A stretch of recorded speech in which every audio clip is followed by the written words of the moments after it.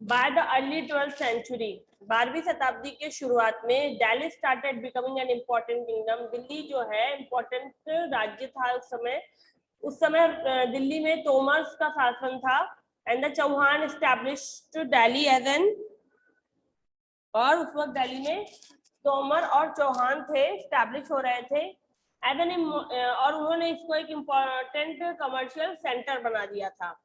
As we have read in the previous chapter, जैसा कि हमने पहले पढ़ा है, मोहम्मद गौरी ने पृथ्वीराज चौहान को हरा दिया था, जो चौहान रूलर थे, सेकेंड बैटल ऑफ तराइन में। बाय द 1202 में 1202 में मोहम्मद गौरी ने बंगाल को जीता। उसके बाद पूरे भारत पर उसकी सुप्रीमेसी हो गई, यानी प्रभुसत्ता जब स्थापित हो गई, और अपनी पोजीशन को मजबूत करने के बाद वो भारत को छोड़कर वापस अफगानिस्तान चला गया। और यहाँ पर किसे छोड़ गया? अपने कैप्टन्स को, अपने कमांडर्स को छोड़ गया था अपना शासन देखने के लिए, जिसमें थे आपके कुतुबुद्दीन ऐबक। 1206 में छोड़कर गया था उन्हें। और उसके बाद जब इसकी डेथ हो गई 1206 में, तब कुतुबुद्दीन ऐबक को सुल्तान का टाइटल दे दिया गया और उन्होंने स्लेव डायनेस्टी की नींव रखी, which lasted for nearly a century, और जिसका अंत कई शताब्दियों बाद हुआ। He made his Delhi his capital, उन्होंने दिल्ली को अपनी कैपिटल बनाया। और स्लेव डायनेस्टी को ही मामलुक डायनेस्टी भी कहा जाता है। First 5 unrelated dynasty that together, जैसा कि आप पढ़ रहे हो ना, चैप्टर का नाम दिल्ली सल्तनत है। तो ये दिल्ली सल्तनत क्या है? ये नहीं कि सिर्फ एक स्लेव डायनेस्टी है तो दिल्ली सल्तनत हुई, नहीं। दिल्ली सल्तनत में 5 डायनेस्टीज आती हैं जिन्होंने कई सेंचुरी तक शासन किया। वो 5 सल्तनत जिनको मिलाकर एक दिल्ली सल्तनत, सल्तनत काल बनाया जाता है, सल्तनत का टाइम दिया जाता है। तो यहाँ पर बताया अनरिलेटेड डायनेस्टी, जिनका किसी से कोई रिलेशन नहीं है, बट उनका जो कॉम्बिनेशन है उसको दिल्ली सल्तनत कहते हैं। यानी सबसे पहले ममलुक डायनेस्टी आई, उसके बाद वो खिलजी डायनेस्टी के द्वारा फॉलो की गई, उसके बाद खिलजी डायनेस्टी के बाद तुगलक आए, तुगलक के बाद आपके खिलजी, और जो तुगलक थे ये टर्किश के थे, और तुगलक के बाद आपकी सैयद डायनेस्टी आई थी, और फिर लोधी डायनेस्टी आई थी, जबकि सैयद और लोधी जो थे ये अफगानी थे। और लोधी डायनेस्टी के एंड होने पर मुगल सल्तनत शुरू हुआ था, यानी कि बाबर का शासन आया था। सबसे लास्ट में इब्राहिम लोधी था, और सबसे पहले जो सल्तनत काल शुरू होता है वो स्लेव डायनेस्टी से शुरू होता है, और एंड होता है सल्तनत का लोधी डायनेस्टी से, इब्राहिम लोधी से था। बाबर हार गया था और वहां से मुगल सल्तनत काल शुरू होता है। अब आता है Mamluk dynasty, slave dynasty. Qutbuddin Aibak पहले ही पढ़ चुके हो, फाउंडर है इसका, जिसका 1206 से लेकर 1210 सेंचुरी तक का टाइम पीरियड है। Qutbuddin Aibak took over the Indian territory, उसने इंडियन टेरिटरीज पर अपना शासन किया, उसको अपने कब्जे में लिया। ही क्विकली गेन पावर, उसको बहुत जल्दी शक्तियां मिल गई, सुप्रीमेसी, प्रभुसत्ता मिल गई नॉर्दर्न स्टेट्स की, उत्तरी जो प्रदेश थे उनकी। The kingdom established by him marked the beginning of the Delhi सल्तनत in India.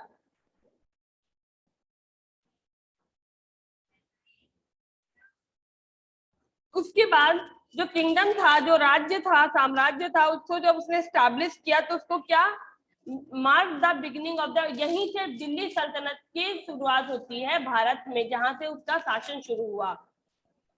Qutubuddin Aibak was a generous ruler, वो बहुत ही दयालु रूलर था, लिबरल था, इसीलिए उसे लाह बख्श कहा जाता था। ये भी एक क्वेश्चन है, आप अंडरलाइन कर सकते हो कि कुतुबुद्दीन ऐबक को लाख बख्श कहते थे, मतलब वो बहुत ही उदार था।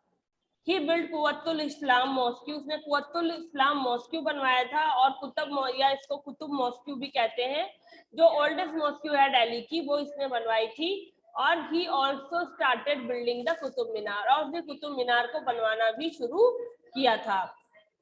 इल्तुतमिश, इसके बाद आते हैं इल्तुतमिश, जो इनके सन इन लॉ थे।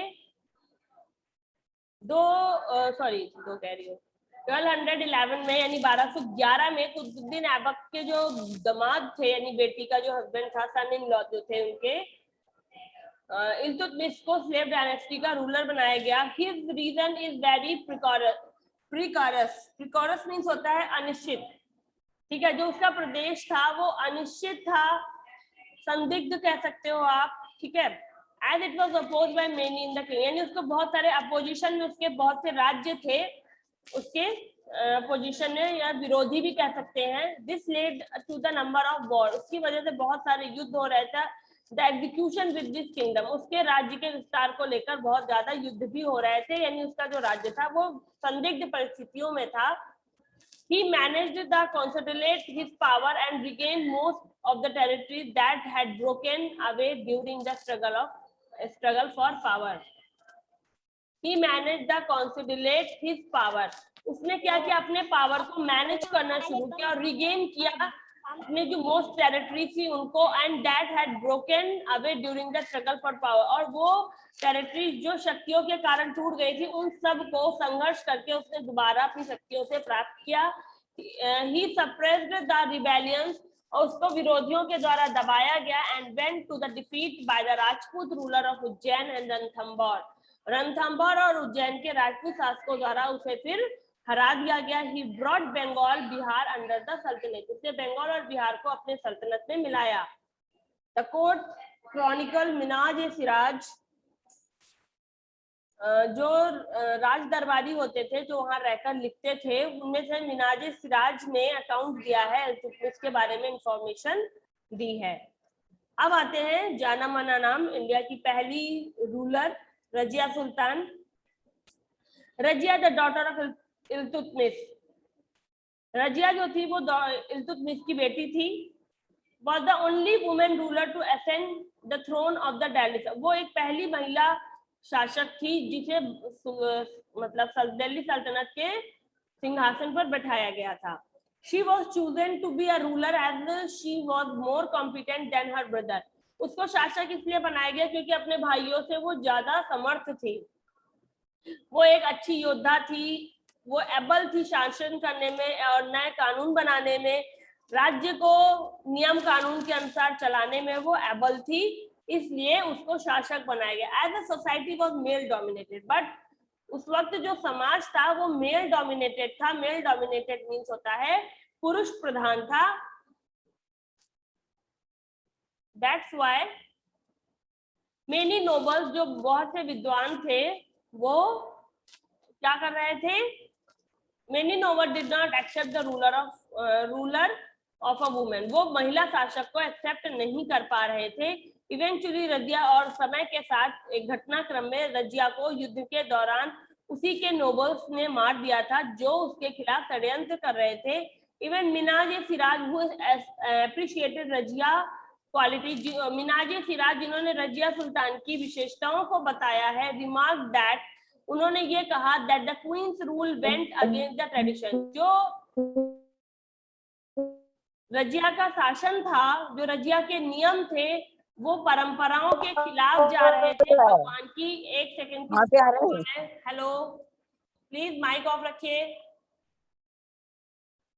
मिनाज-ए-सिराज जो उसकी बड़ाई कर रहे हैं, उसकी तारीफ कर रहे हैं, वो एक तरफ उन्होंने तारीफ भी करी है तो दूसरी तरफ ये भी कहा है कि जो रजिया का शासन था, जो रजिया के नियम थे, वो परंपरा के खिलाफ थे और भगवान की इच्छा के, ठीक है।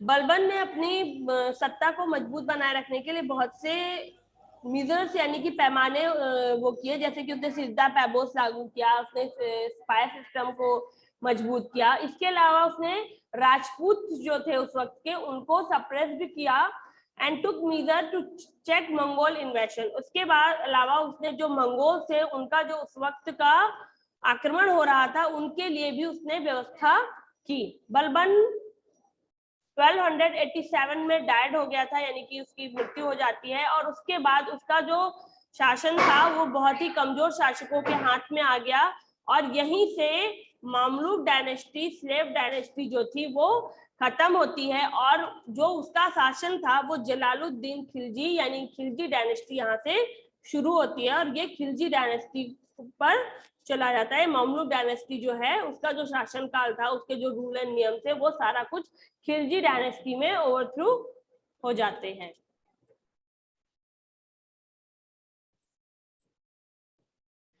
Jalaluddin Khilji was the first sultan of the Khilji dynasty, यानी जलालुद्दीन खिलजी जो था वो खिलजी डायनेस्टी का फाउंडर था। और ये बहुत ही बेनेवोलेंट मीन्स होता है जनरस, लिबरल, उदार था। आप इसे अंडरलाइन कर लीजिए, इसका मीनिंग लिबरल और जेनरस होगा, इसे राइट डाउन करना होगा, अंडरलाइन कर लीजिए। Ruler who did not carry out severe punishment, ये इतना उदार शासक था जिसने पनिशमेंट्स को लेकर, बहुत ज्यादा पनिशमेंट इसके शासन काल में लोगों को सजाएं नहीं मिलती थी, बहुत टफ सजाएं नहीं मिलती थी, मतलब कि फांसी दी जा रही है या वैसा कोई पनिशमेंट दिया जाता था, बहुत ज्यादा नहीं था। He was betrayed and killed, इसको धोखा दिया इसके भांजे अलाउद्दीन खिलजी ने। He was betrayed and killed by his nephew Alauddin Khilji, इसको धोखा दिया और मार दिया इसके भांजे अलाउद्दीन खिलजी ने। तो अलाउद्दीन खिलजी इसके बाद आ गए। अलाउद्दीन खिलजी का शासनकाल 1296 से लेकर 1316 सेंचुरी तक रहा। Alauddin Khilji was an ambitious ruler and a brilliant general। Alauddin Khilji एक एम्बिशियस मीन्स होता है जिसको हर चीज को प्राप्त करने की इच्छा हो, एक हर पूरे जैसे उसका था, उसकी इच्छा थी कि उसका पूरे देश पर शासन हो, जिस चीज को वो चाहता था उसको प्राप्त करने की वो पूरी कोशिश भरसक प्रयास करता था।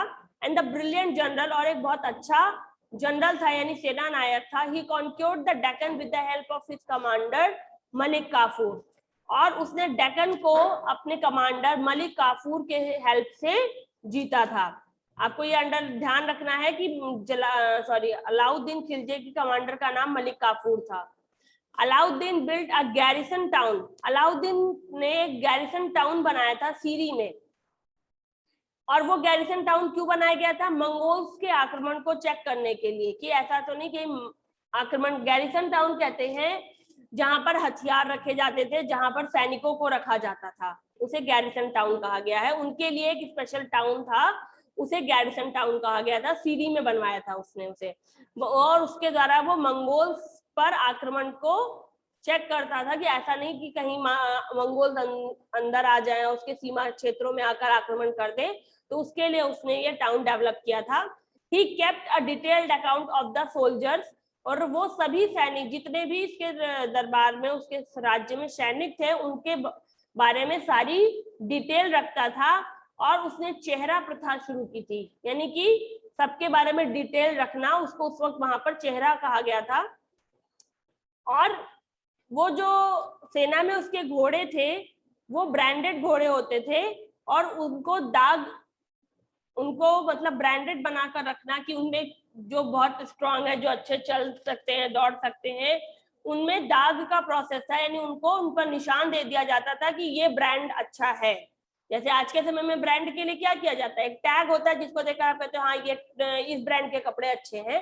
तो उस वक्त के जो सबसे अच्छे घोड़े होते थे उन पर एक मोहर लगा दी जाती थी कि ये सुपीरियर है, ये लेस है, और ये उससे कम में आते थे। तो दाग प्रथा और चेहरा प्रथा जो थी वो अलाउद्दीन खिलजी ने अपने शासनकाल में शुरू की थी। क्वेश्चंस पूछे जाते हैं, चेहरा और दाग का जो प्रोसेस था वो किसने शुरू किया? अलाउद्दीन खिलजी ने शुरू किया था। ये जो आप मैप देख रहे हैं यहाँ पर, इसमें जितना भी पर्पल कलर से आपको दिखाया जा रहा है ये पूरा अलाउद्दीन खिलजी का साम्राज्य है, यहाँ तक उसका पूरा साम्राज्य फैला हुआ था।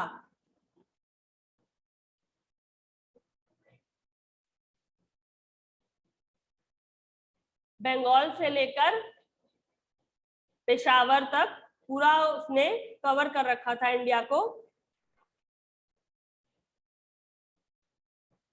देवगिरी जो है उसमें वो चाहता था अपना राज्य साउथ में फैलाना, बट उस वक्त ये शक्तिशाली थे और वो उस वक्त यहाँ अजमेर और इधर राजस्थान की तरफ उसका अटैक था, इसलिए उसका ध्यान नहीं गया और वहां से बहुत बुरी हार उसको मिली।